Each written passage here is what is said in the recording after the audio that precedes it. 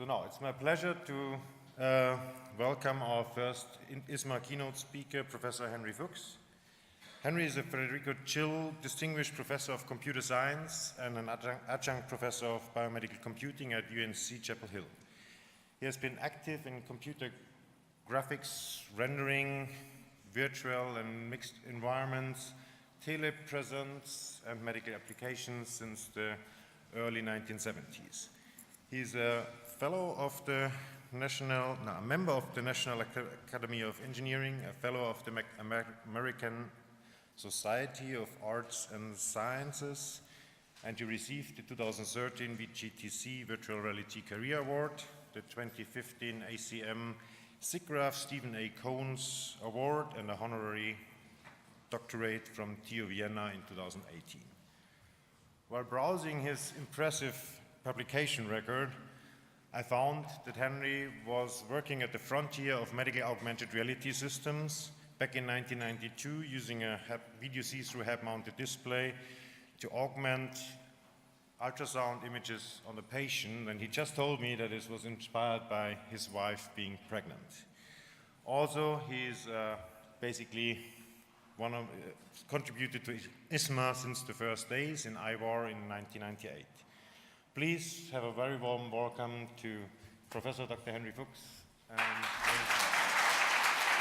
Thank you, Ulrich. Thank you, Ulrich. It's such a pleasure to be here. ISMAR is like one of my most favorite conferences. As I look out and see so many of my friends and colleagues, it's hard to keep from choking up. This is the greatest blessing, is to come here and see people year after year and to see how wonderful things are developing. And so I want to thank Ulrich and the others organizing committee for this kind invitation to come and speak to you. So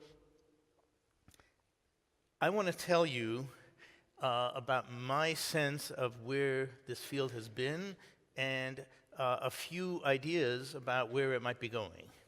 And so what I want to start out first with is why I have this somewhat playful title. And I feel like for those of you that have different cultural references, I should explain the title of the mixed reality and XR future. Is it the coming utopia, or is it merely a plaything? So for those of you who are not into Pixar movies, this is a reference to the first Pixar movie, which is called Toy Story. And for those of you that have not seen it, I recommend seeing it. It's still a great movie. And the two main characters are toys. They're dolls of a little boy named Andy. By the way, legend has it, named in honor of one of the founders of SIGGRAPH, Andy Van Dam. Woody is a toy cowboy doll, and he's the favorite of Andy until Buzz Lightyear is bought as a gift from his mother, and Buzz is this shiny plastic doll that's a space ranger. Now, Woody knows he's a doll. Woody knows he's not really a cowboy. But Buzz Lightyear thinks he's a space ranger. He thinks it's his mission to save the galaxy from Zorg. So at some point, they're arguing about what they have to do, and Buzz says, I've got to save the galaxy from the evil... Right.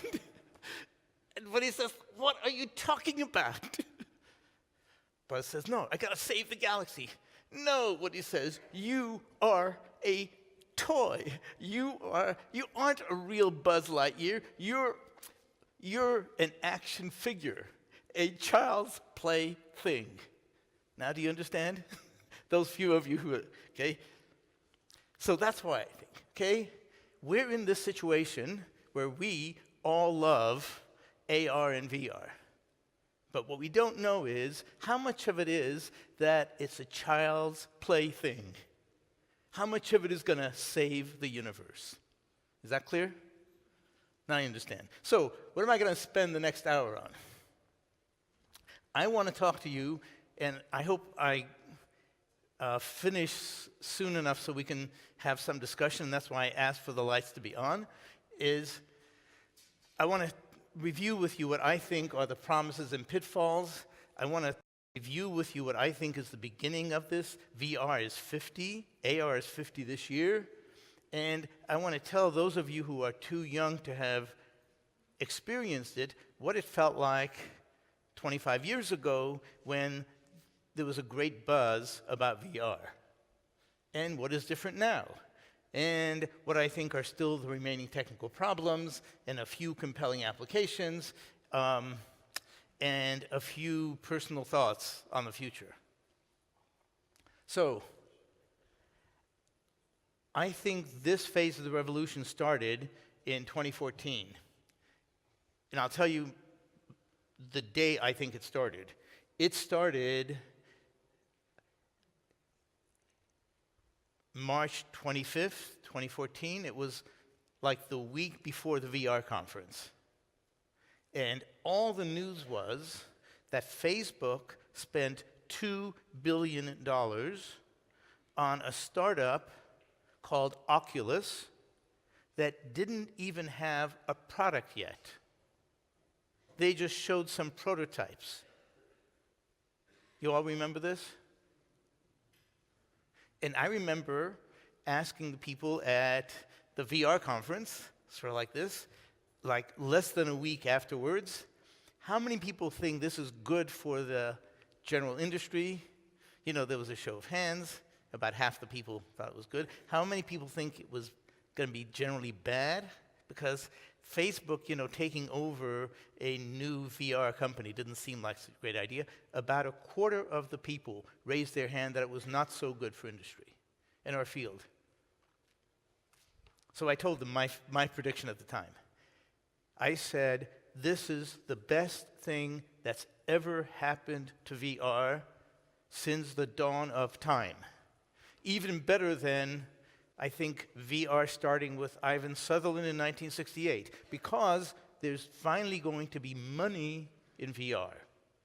That's what made the difference, okay? And a few months later, Google and some others invested in the secretive company Magic Leap, and they bought like a quarter of it for like $500 million. And Magic Leap didn't even have a demo yet. I mean, at least Oculus, you could sort of see their little demo. Magic Leap didn't even show a public demo yet, and they were valued at like $2 billion. And then Microsoft said, oh, by the way, guys, we've been working for like 9 years, spending, they didn't say how much money, but what I've heard from others is like over $1 billion on the next thing in AR, which turned out to be HoloLens, okay?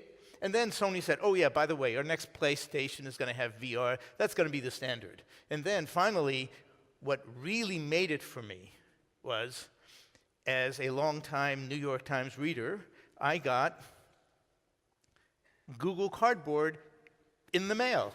Anybody else get Google Cardboard in the mail? Was that amazing? I mean, you know, I had it like you all had it, you know, since before it was called Google Cardboard, right? But the fact that they were sending it out to something like 1.5 million subscribers, and they said they're going to have a team within the New York Times to search for stories that would be enhanced in virtual reality. I thought that was really hitting the mainstream. So, the promise is clear. It's people predicting that there's going to be, you know, annual shipments of 55 million units. Okay, just to give some idea, the number of units shipped these days, some of you probably know better, I think is 5 million, something like that. I think 3 million are some of the biggest ones, okay? But we're like 1/10 of the way there, okay? Okay? And Zuckerberg said pretty soon we're going to live in a world where everybody has the power to share and experience whole scenes as if you're just there, right there in person. As far as I know, nobody with that kind of influence ever said words like that before. That's what I think is the most encouraging thing. Now, what are the pitfalls? It's very simple. It won't happen. That's the pitfall. Doesn't matter how many great people say it's going to happen. If it doesn't happen, it's not a good thing. Then you get this thing in which it's like whatever happened to virtual reality. Those of us who were around in 2010 got this question all the time. Whatever happened to VR? And we would say, well, it was overhyped. It's the usual hype cycle when the trough of disillusionment. Just wait, it'll get better. Wow. But now we're on a much greater hype cycle. Okay? The difference is that in 1990s hype cycle, it was not to the masses. It wasn't going to be to your mother and your father and your cousin and other people. The hype in the 1990s was just to get it into industry. They would say, oh, this will be great for surgeons. This will be great for architects. This will be great for designers of automobiles. They didn't say, this will be great for the housewives. This will be great for the average person on the street. You'll be wearing it every day. Nah. So this is dramatically higher expectations. Okay? So I want to take back to the very beginnings. How did we get started? How come it's taken so long to get here? Okay? So as far as I could tell, the precursors were Sensorama by Morton Heilig, who I didn't know, but you probably have all heard that his idea was that you could take stereo cameras in, say, something like a motorcycle ride, and then put it into what we would now call a video game, and we would feel like we're there on the motorcycle, with the wind, with the smells maybe, with the vibrations, we would feel like we're there. I thought that's a really great concept. And he even had at one point a couple of little TV sets so you could see this, stereo on your head. The problem was, it wasn't very interactive as far as I understand. You couldn't move around, you couldn't look at it from a different direction because this was film. You could play that sequence back. But in 1968, 50 years ago, one of the people who was then seen already as the father of computer graphics showed off a system that now we look back on, see, is augmented reality in all the pieces that we know and love. So let me tell you about this because this is what got me into the field. I was taking an independent study with Alan Kay at Stanford in '69. He showed me this paper, and it changed my life. I'm here today because of one professor showing me one paper. So all of you who are professors, this is the effect that you could have. Okay? And not just on one person, but on lots of different students. He showed me this one paper. I thought it was the best thing since sliced bread. And here was the paper. Okay? The guys had a display device, 2 CRTs, one on each side, 1-inch CRTs. All it could do is put dots onto this little cathode ray tube. Had prisms on each eye, so you could see in front of you, as well as you could see the 1-inch CRT images. Now, those weren't really images. You saw the image of the CRT, which had dots on it. Is that clear? But that's not it. They also built, as far as I could tell, from scratch, from low-level integrated circuits. Now you ask, how low-level was it? How about AND gates, OR gates, and registers? Is that clear? No ALUs, AND gates, OR gates, registers. Okay, so in fact, you could see multiple racks. Okay, the entire real-time image generation pipeline, starting with 3D points, transformations, clipping, perspective divide, hither and yon planes. I mean, and then by the way, you have the endpoints of the lines, and then you have to figure out, how to draw this, okay? I think they bought that from some company that already had 2D line drawing system. But everything else from the 3D, including, by the way, perspective divide, which, if anybody's ever done that with AND gates and OR gates, is not easy to do. And, you want to know how they did it? They did recursive subdivision, I think. Right? It's just an amazing thing. Oh, if that's not enough, how do you do head tracking in 1968? Do you think there were digital cameras around then? So here's how they did head tracking. It's just amazing. I don't think I have a slide on this. But do you all see, people think that they did head tracking with a mechanical sword of Damocles. Because if you look this up anywhere on the web, the name of the system is called Sword of Damocles.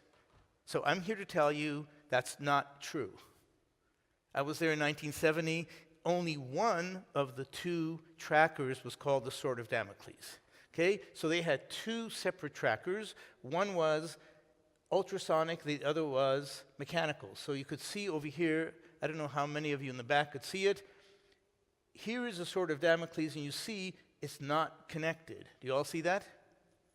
So what is connected here is their ultrasonic system, which they call the shower head, and I'll tell you how it worked.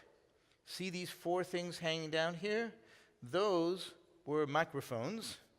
You see these things like antlers from the guy's head mount? I mean, we all know about antlers, for optical tracking. No, this was ultrasonic tracking. These three were transmitters that were sending each ultrasonic frequency at a different frequency, continuously. Then these microphones were picking those up and looking at the phase differential in parallel for all three of the frequencies. So the system had recorded 3 times 4 distances at every frame. Is that clear? And there was a whole undergraduate thesis by Bruce Baumgart, who did an undergraduate thesis on how to process these 12 numbers in order to get 6D pose. 1968. Is that heroic? Okay? Now, I asked Sutherland, why did you build a mechanical system when you had this really great ultrasonic one? As I recall, he said, the ultrasonic one would occasionally lose phase. Why did that happen? He said, the lab we had, this was at Harvard, had a heating system that was gas heating that was hanging from the ceiling, and when it would turn on, the fan would blow the hot air across the room. That would dramatically change the temperature of the air, which of course changed the speed of propagation of the ultrasound signals. He said, it was not very reliable. Now you say, why didn't they do temperature compensation? Because they didn't have one of us there, right? Okay, but if you remember nothing else about this talk, I want you to remember tracking system without any tethers, 1968, full 6-degree freedom. Okay? So, by the way, by the time I got to Utah in 70, they had hand tracking, and it was just an afterthought. Basically, it was some fishing lines using shaft encoders, somebody thought of, and so you could just move around this grip from a camera store. So it was pretty good. Of course, it didn't work well with the sword of Damocles, because if you turned around like this, the fishing lines got caught, but that's another story. Okay? So what I want you to understand is all these things were done 50 years ago. Okay? Now, content. What do they do for content? Well, they typed in 3D numbers of the vertices of the various lines. And so here is the video that I have of this. You could find it on the web. This is, in fact, the sword of Damocles tracking system with it. And I think this was already when it was at Utah. I recall the guys, he was a graduate student, I think it was Don Vickers. But here's the kind of thing that you would see. See these lines you could see of the cube, and it, rotates, you could see as you walk around it. Okay? Now, by the way, if you want to know more about this, there was a panel at SIGGRAPH this year that had Sutherland and most of the people who were on his team. Bob Sproul, who did the integration, Chuck Seitz, who did the tracking system and much of the electronics, Quentin Foster, who was managing this, and at Ivan's request, Fred Burks gave an introduction telling people what the state of the art was in graphics in 1968. If you're interested, you could see it online in YouTube. It was really nice to have them talk about this system. So, what happened afterwards? In a nutshell, in terms of VR, 0. Now, they did get things, so if you were around in 1970, you could buy a line drawing system from their company called Line Drawing System 1, which used that graphics pipeline on a line drawing large display. So you could do CAD modeling with it, you could do molecular modeling, and they made a business out of that. Other things that came with it, for example, the students who worked next on it for like raster scan real time, that turned into the basis of their flight simulators at Evans and Sutherland. So there was success in terms of the results for graphics, but in terms of VR or AR, as far as I understand, it was 0. Okay? Now, a few people, in fact, build things by hand. As far as I could tell, mostly independently. There was a lab at Wright-Patterson Air Force Base. There were some people at Tokyo, I know. There were some people at the Media Lab. There was people at NASA Ames. There were a couple of us at UNC. And gradually, as each one of these 4 components became available, it became easier and easier to build these systems. So here are other things that started to happen as far as I can recall.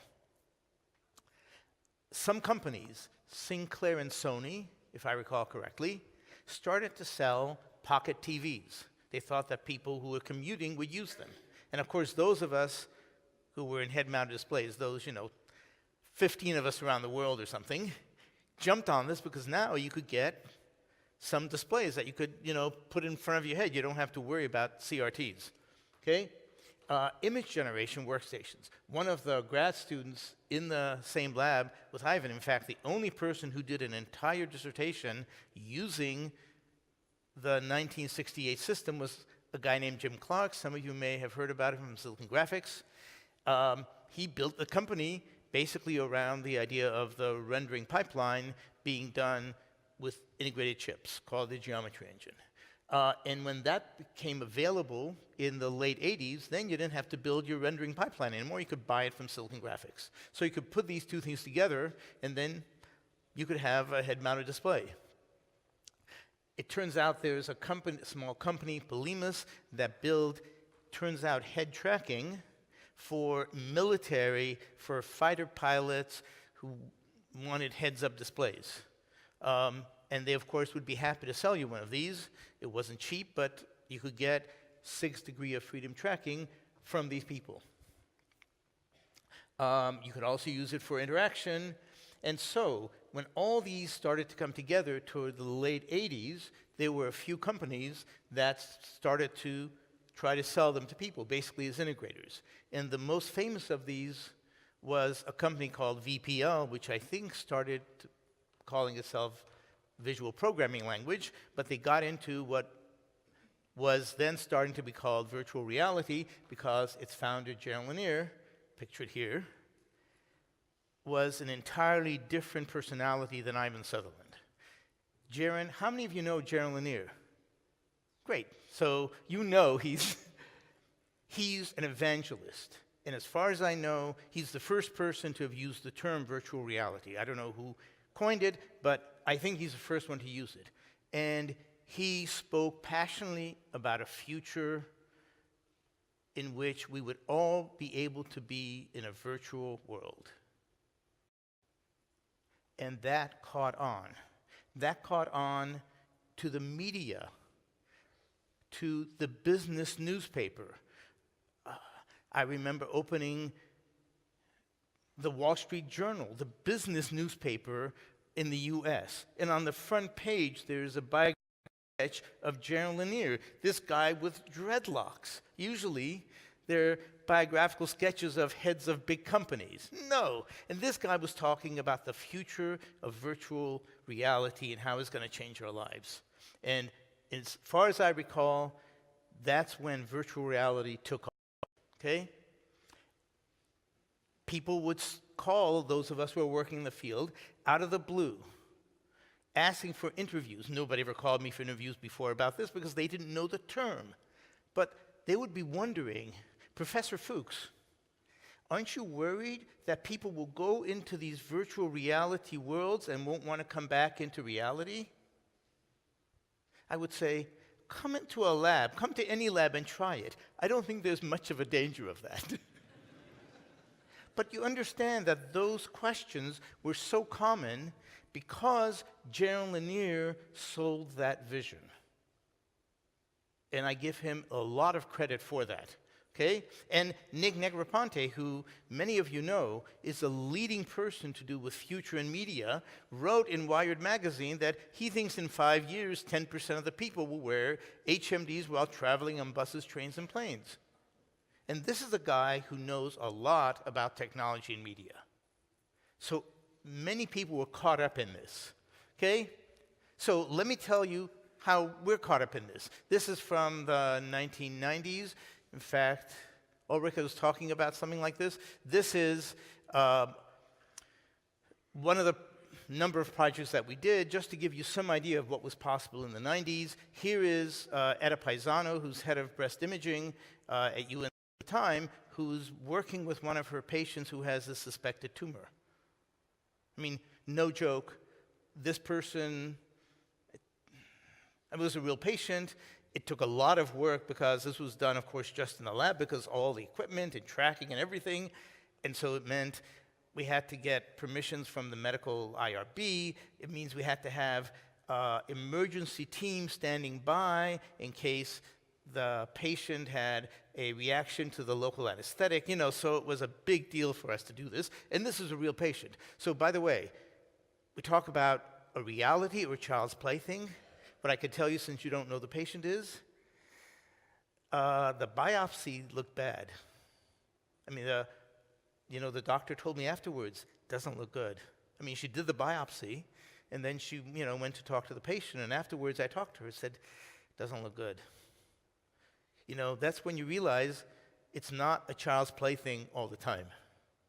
Okay? But this gives you some idea of the technology in the mid-90s. So here, I just took one frame out of this to give you some idea from a technical standpoint what's involved. So this is video see-through, and we needed to have it so that we put this artificial hole in the patient, because when we tried it without an artificial hole, you get a conflict. From geometry, it looks like it's in the patient, but from occlusion, it looks like it can't be. Do you understand?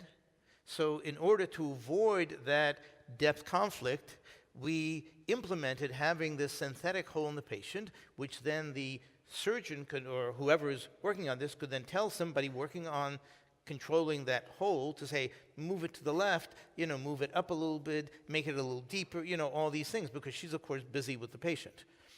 So we had to then have the placement of this hole, then we have to position the ultrasound in it, of course, calibrate where the image is with respect to this transducer. We have to, of course, track this transducer really well, and no tracking system that we had developed at that time was good enough, so we used a mechanical tracking system.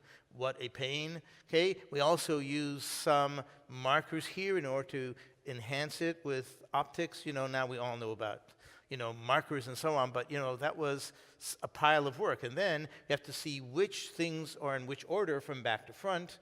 We have to think about how do we know the surface of the patient's skin at the time? How do we, all these kinds of things that, have to be worked out.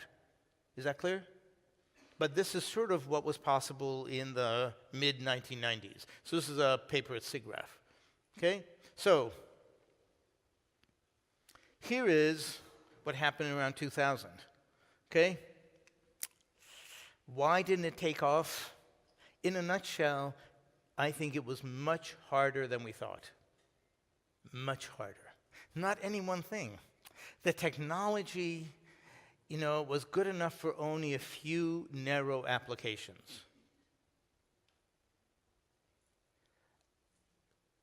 Then, it was too expensive for most scenarios. Okay? So then,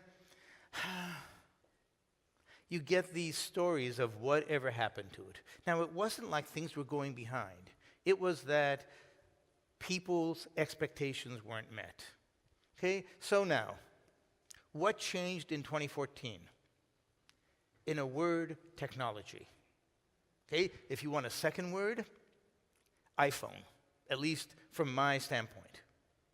Okay, so, and it wasn't just any iPhone. By about 2012, iPhone displays were this. I looked it up because what I remember is people starting to put iPhones into making head-mounted displays because they were about good enough, okay? And then they had lots of other things in them, okay? So the PC cards were getting fast enough to be able to do this. Smartphones had all kinds of other sensors in them, okay? It was possible to do head tracking with inertial sensors. The cameras, whether on smartphones or other places, were getting cheap and pretty fast. So you could build a whole system. And finally, it was really nice to get a cheap depth camera. So those of you who don't remember before Connect, a month before Connect depth camera came out, the exact same camera was $6,000. Do you understand the difference? It was $6,000 to developers, and you had to sign non-disclosure agreements. The exact same camera. And then it came out and it was how much? $179? That's the difference. So now, with depth, you could get all kinds of interesting data that you could put up in your head-mounted display really cheap, like just put up some depth points. Is that clear? So all the pieces were there. Now, what really set it off again is somebody put up $2 billion. And as far as I know, nobody even put $1 billion into this before. I mean, we didn't know about Microsoft. But what I remember is, at that week, when this was announced, and 5 days later was the VR conference, I remember going through the commercial exhibits, and all these head mounts were thousands of dollars. Thousands of dollars. And I had the feeling like I had when raster graphic displays had come of age and looking at line drawing systems.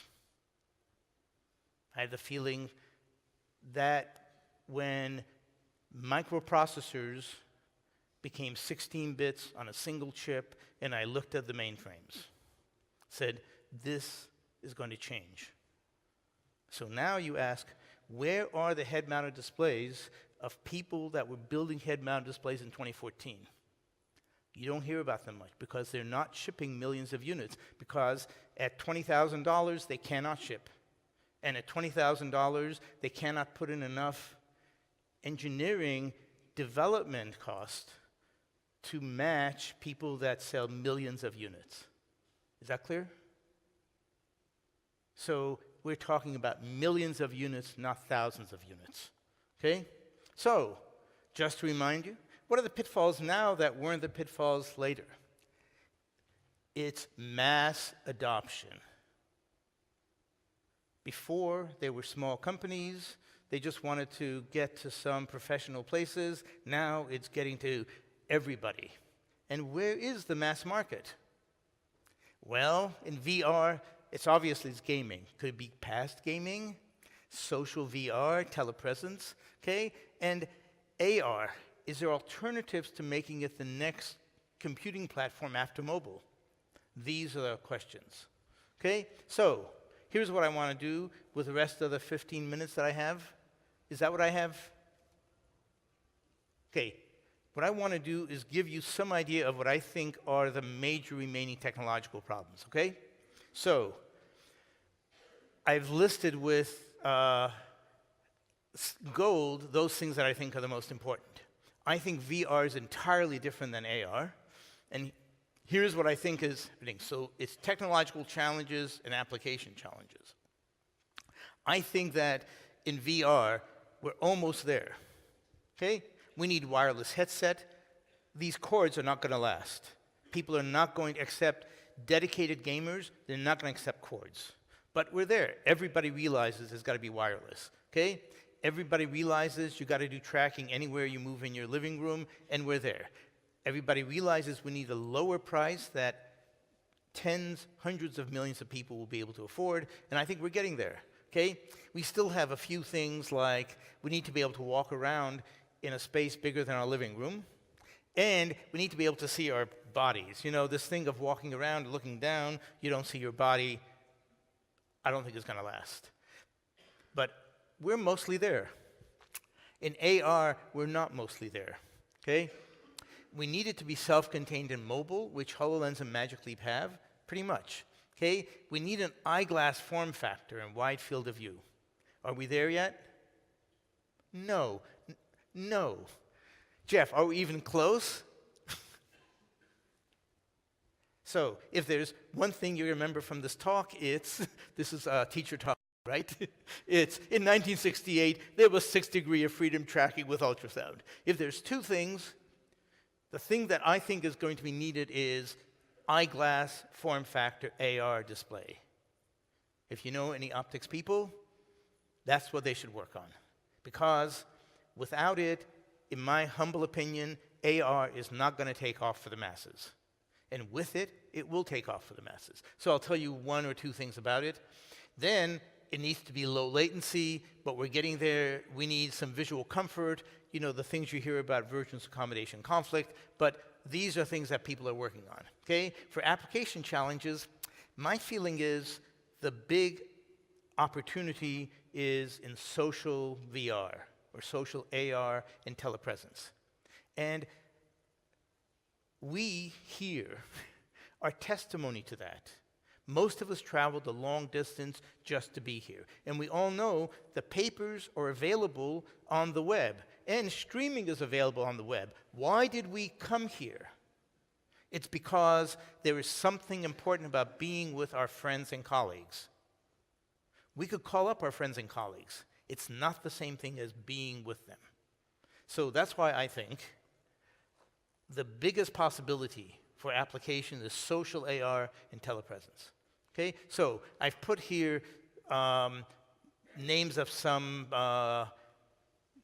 authors of papers that we're recently working on, so I want to spend 10 minutes maybe going over a few of these, okay? I'm not going to tell you about walking in large areas, you can look that up. I will tell you a few, like 2 slides by each of these, okay?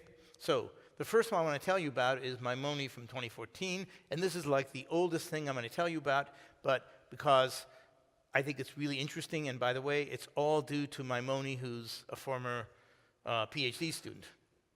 So here's his idea. You could make a really simple, really wide field of view eyeglass form factor with the following really simple idea.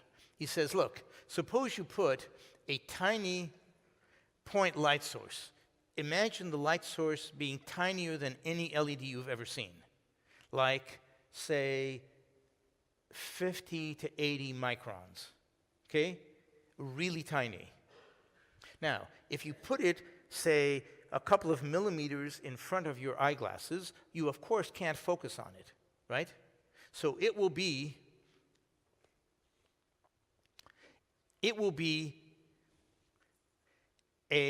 if there's nothing in front of it, it will be going through the opening of your eye, and it will form a disc on your retina. Is that clear? Because it will not be in focus. If it were farther away, then you could squeeze your lens so that it will refract enough so that this disc will be just a single point. But it's so close you can't possibly focus on it.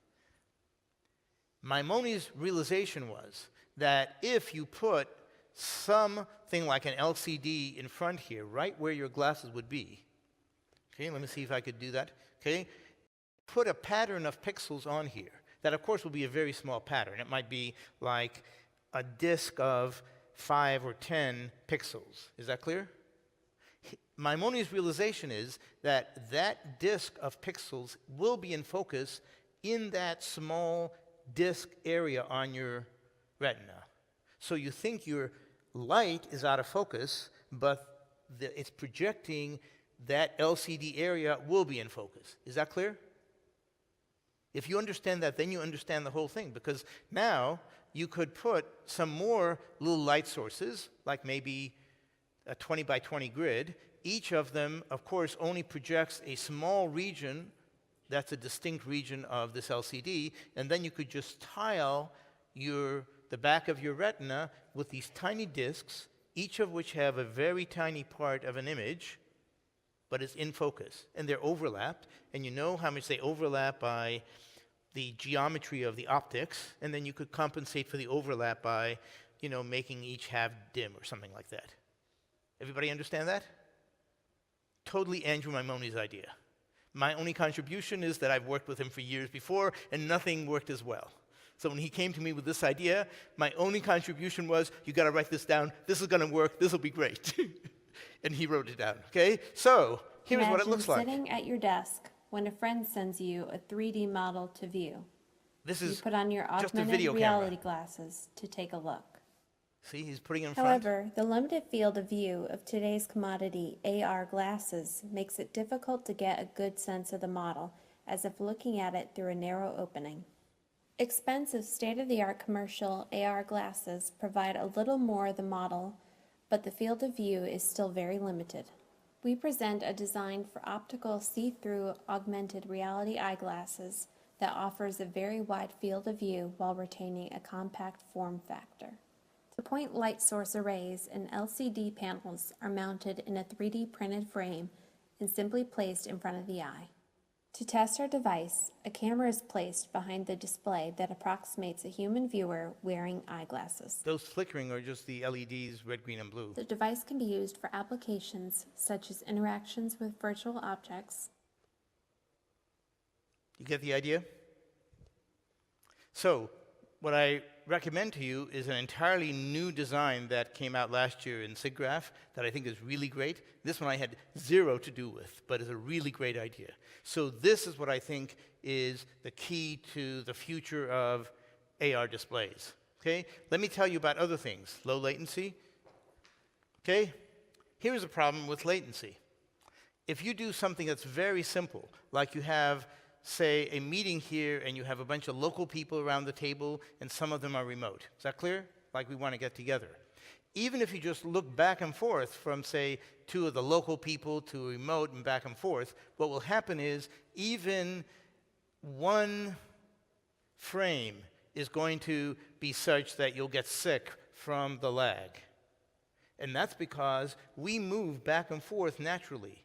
And that lag cannot be even 10 milliseconds. In fact, even 1 millisecond will give you something like 5 millimeters of error at 2 meters. 5 millimeters of error I don't think we'll tolerate. So I think we need to be down at 100 microseconds. And this is this paper that shows how you do that. Basically what you need is a tracking system that can operate at those of like 25 or 30,000 hertz, okay? And then, hold on, let me just cut to the chase. What you want to do is, okay? We, of course, at that time didn't have a tracking system like that, so you went into this head mount, and as you moved it around, there was just mechanical tracker. If you wait another year, there'll be a optical one coming out. That's from Alex Blate. But at the time, this was 2 years ago, we didn't have anything, so you would just move this back and forth by hand while you're looking through this head mount. Okay? So here's basically what you do. You take a display that could take really fast updates, like maybe 15 or 20,000 frames. The only one that I know that could do that is micromirrors. And you have to strip out the controller so that, you know, you're not driving it at 60 hertz or 100 hertz, you're moving the mirrors yourself. And so what happens now is you get 60 hertz update, maybe from the GPU, and then you've got to build your own controller to do the little last fraction of a second correction. Okay? So basically, you render something much larger, and you do just a little warp at the last, whatever it is, 100 microseconds. Is that clear? That's all it takes. Now, of course, this is just an approximation because you don't do a full 6-degree freedom correction, but most people are going to be going back and forth, and that might be sufficient, and that might be certainly better than taking the latency. Okay, so people use variations of this, call it time warp and so on, but basically post-rendering warp. And here is result, just to show you again, now that you understand a little more of it. Here is this thing as you start moving back and forth.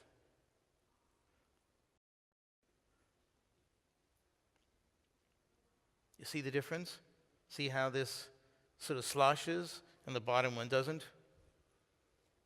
Everybody see that? Now, you ask, why do we have 2 teapots rather than 1? Because we also do other things. If I had more time, I would demonstrate to you, but things like high dynamic range and other kinds of things that you could do. So let me just show you one thing on high dynamic range.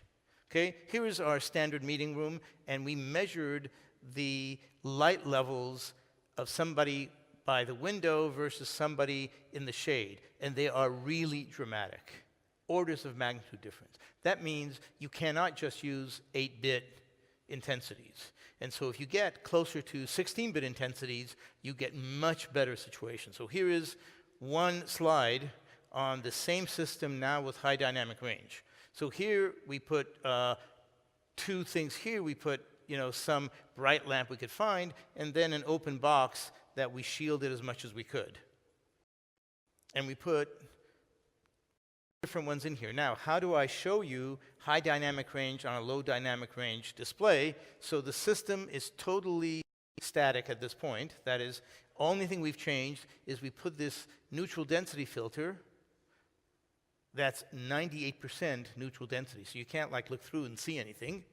But notice that the system displays something which is visible both here with a bright area and in the dark area. So without the neutral density filter, things are so bright you don't even see this, but and things are so dark that you don't see things in the dark when things are really dark. Now, if you were to look through it, your eyes are much better than a camera. But do you understand the meaning of this? What you want is high dynamic range that basically gets you from close to darkness to close to sunlit room. Okay?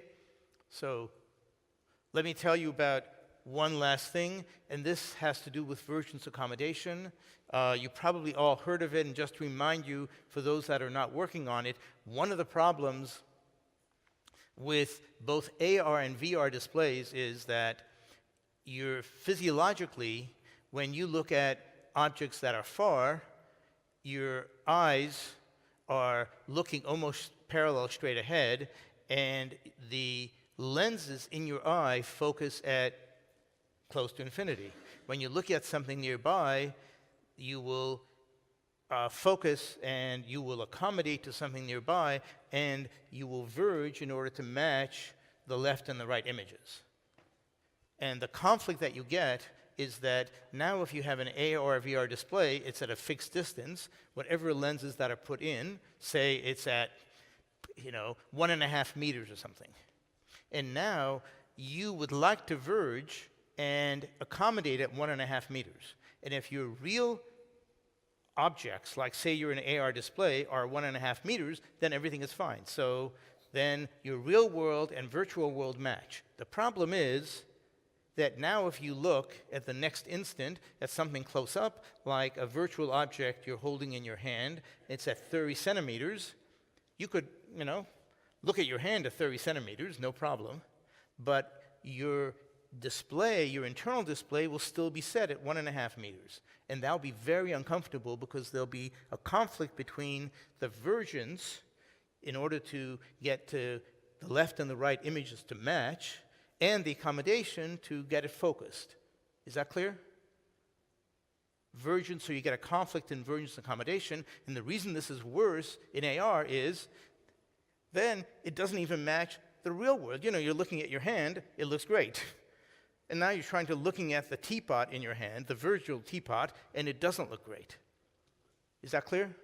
So most people realize you need to solve this in some way, and we have a number of papers on this. There was one last year at IEEE VR on doing this with a deformable membrane.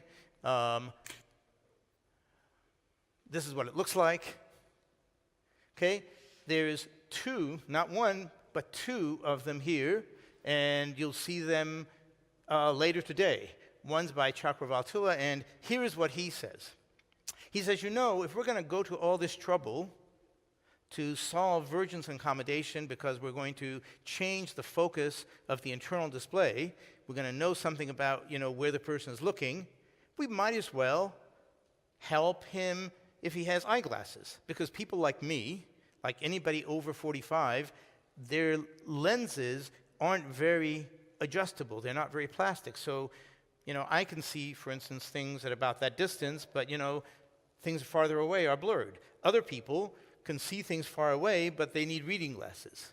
Whatever it is, if you're over 45, you need some help. Is that clear to all you youngsters? All right. So the problem then is, what Praneeth says, hey, if we're going to have all this technology on our AR eyeglasses anyway, let's fix the problem and let's automatically focus, because here is what happens. He says, look, the person, this is a young person, it's a young Marie Curie, she can focus on the real world just fine, but what she needs is adjustable focus on the internal display, right? Now, here is Ben Franklin, who, by the way, I think is credited with inventing bifocals, as far as I know, and he needs adjustment for viewing the real world. He's going to see them close or far away. He doesn't need the adjustment of the internal one because, it's like me. I say, I want it at this distance. The internal thing always needs to be at this distance. Is that clear? So what you have is this situation where everybody needs help, but they need different kinds of help. Is that clear? So if you want to know the details, go see his talk, okay? So he tests it with some gray-haired person, and he has really interesting things so that when you see both real, like the real bicycle, and real books and real stamps, and virtual bunnies at different distances, he can make both of them look good for you if he just knows if you're old or young and where you accommodate to. What Rathinavel does, he may be here also. Are you guys here? Yes. So there's Praneeth. Kishore might still be working on his talk. Is Kishore here? Yes. So, okay, what Kishore says is, we have this display that goes at 16,000 hertz. You know, this thing I told you about for low latency. Why don't we use that to just sweep the entire room? Right? So, he says, look, if we just take a focus lens that can go back and forth, you know, focusing from, say, 30 centimeters to 5 meters at 60 hertz, we'll just synchronize it with our fast display that has like 16 or 18 or 20,000 frames per second, and then we'll have about 300 binary color images that go all the way through the room. So everything is displayed. Is that clear? We don't have to adjust it to whatever you're looking at right now. We don't care what you look at. You could look at anything you want. We don't have to know. You just look and that will be in focus. Is that clear? So it's a really interesting idea, if I may say so. So here is one video of that, and this will be like next to the last thing I will show you. So look, here is the real objects, like a real duck at 20 centimeters, you know, a real watch at 40 centimeters. There's a Rubik's Cube at 80. There's this poster that's at like 4 meters. Why 4 meters? That's as big as the lab is, sorry, okay? And then he has this, this bridge that goes all the way through. So if you look carefully, then different parts of it are going to be in focus. The system is not changing anything. Is that clear? All he's changing is the focus ring on the recording camera to show you. Okay? You look at this, and you can focus anywhere you want. Is that clear? And that's because it doesn't need to know. It's not like moving a plane of focus. It is showing you everything all the time. Okay? So, go to their talks. The last thing I'm going to show you, and then I'll quit, is the one candidate we have for application challenges. And that is this social presence. Here is what I think is needed. So the things that have been done great, and Jeff knows more about this than anybody, is you could do like holoportation. Have you all seen the holoportation demo from Microsoft Research? It's like the best ever, right? It is so great. So those of you who haven't seen it, look up holoportation on YouTube. They have a room with 8 stations, each with 3 cameras, you know, looking at the center. They can reconstruct, they get depth, they can reconstruct, you know, a person or several things moving around the room, and then they send it off to the next place where somebody is with a HoloLens, and then you could see that person on a HoloLens life size, like if they're in the same room as you. It's really great. The only disadvantage really is, well, you need to be in that special room with cameras all around and all that stuff. So it's great in that special room, but the problem is many of us will not have those special rooms, and even if we did, we have them in one place, like in our meeting room. But then we want to talk to Nasir and we're someplace else. What do we do now? We say, go to your room, Nasir. And he says, wait, you know, I'm in a restaurant. Let's just talk by phone. Okay? So our motivation here is, if we're going to have these eyeglasses which have AR displays in them, you know, they have all this technology, why not try to capture everything just from those eyeglasses? So here's what we did.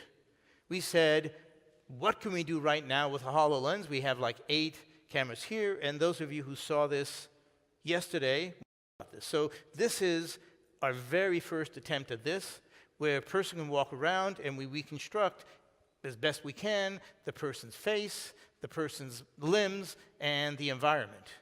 Now, it's pretty poor. It's not nearly as good as stuff we did when we have cameras all around.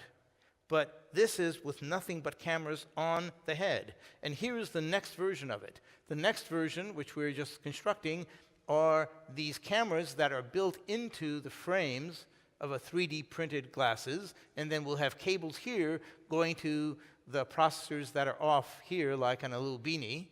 But this is what we want to work on, because eventually, when somebody develops the display that's in eyeglasses, we want to be ready so that everything else is ready. So now, when we want to talk, you're wearing your glasses, I'm wearing my glasses. Hey, we just call up, it's like calling up on a phone.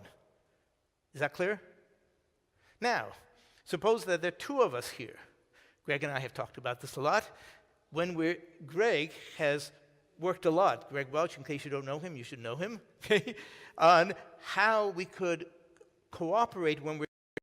So if there's two of us locally in the room and we want to call Jingwen Dai or somebody, right? Then Jingwen gets both of our feeds, and then since each of us look at each other locally, it's even better. Is that clear? So we cooperate with all the cameras and sensors that we have. You understand that? Okay, so let me end with this one little note. Oh, shit! Sorry. Can we turn that down a little? Sorry about that. Sorry about that. Okay, let's try that again. Across the street, you see, it's like nothing works. Carolina Okay, Hotel. here, I gotta stop this. This is Department just too members painful. sometimes hold lunch events and. Okay, I gotta stop this because it's too painful.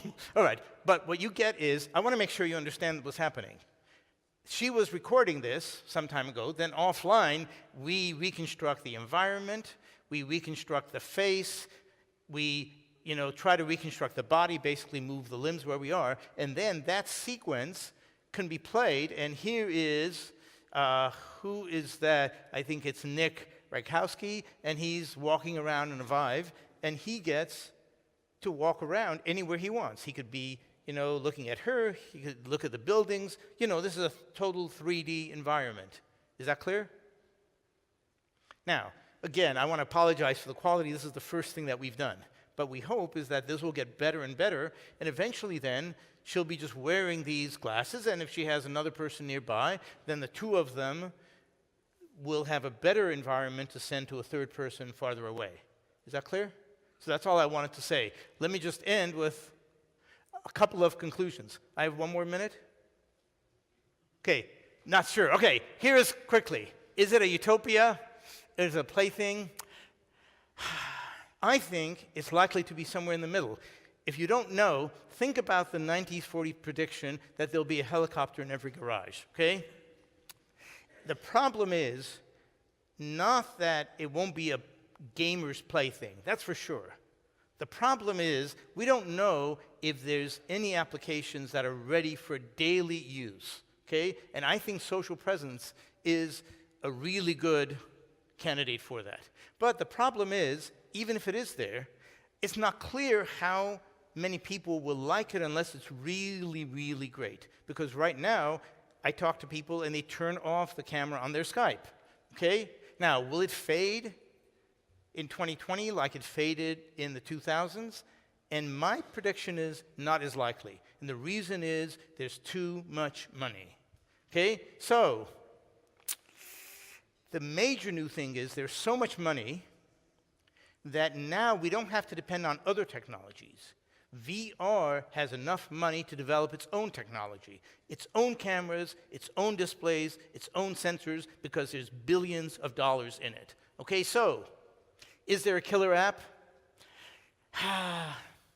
Not clear. I think that the best hope is Mark Zuckerberg. By the way, I don't know him. I don't have any Facebook stock, okay? In fact, I almost canceled my Facebook account, okay? But here is my prediction. AR is going to end up in one of two places, in either Facebook or in a big Chinese company, okay? And the reason is, okay, it needs both a really long-term commitment and it needs a lot of funds, okay? And there are very few companies that have both of those. There are some companies that have lots of funds, but I don't think that they care. Okay? And when they invest $2 billion and they don't see the return, they may just sell somebody else. Okay? So, if you're interested, work on one of two things. Either the AR use case to make it more convincing, or, if you can, work on AR eyeglasses. Okay? But my final message to you is, whatever you do, keep a diary. Because then, in 10 or 20 years, and people ask you, what was it like? Did you really know in 2018 that AR was going to take off? You could say, yeah, back in my diary, here's what I remember talking to Nasir about. Okay? We are living in historic times. Thank you.